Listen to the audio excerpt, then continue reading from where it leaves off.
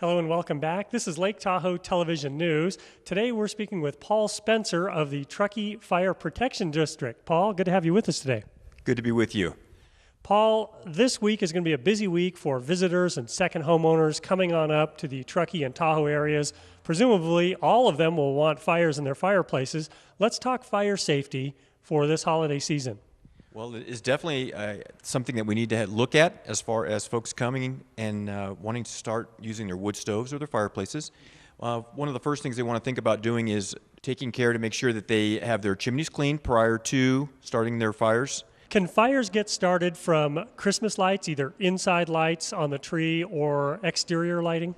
Absolutely. What you really need to pay attention to with your Christmas lights is you need to make sure that your outdoor lights are on the outdoors. They're not indoor, and as vice versa. You also need to try and make sure that when you're going through your Christmas lights every winter, when you're getting ready to put them up, look the cords over. Make sure that they're not frayed, broken, that where the light bulbs go in, that they're not cracked or broken as well. And they generally recommend that you have no more than 2 strands connected to each plug.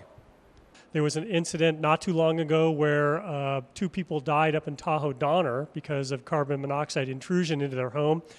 What can people do to protect themselves from carbon monoxide this holiday season with all the fireplaces being lit and all the other things going on?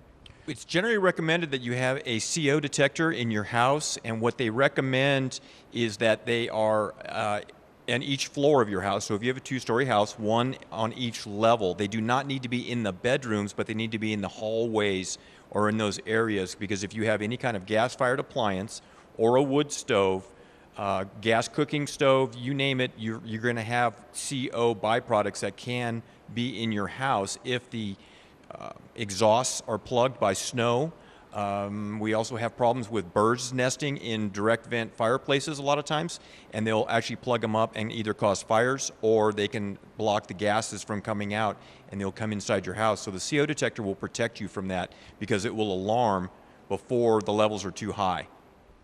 We hear stories about people bringing their outdoor barbecues inside to have a little barbecue because it's too cold to barbecue outside.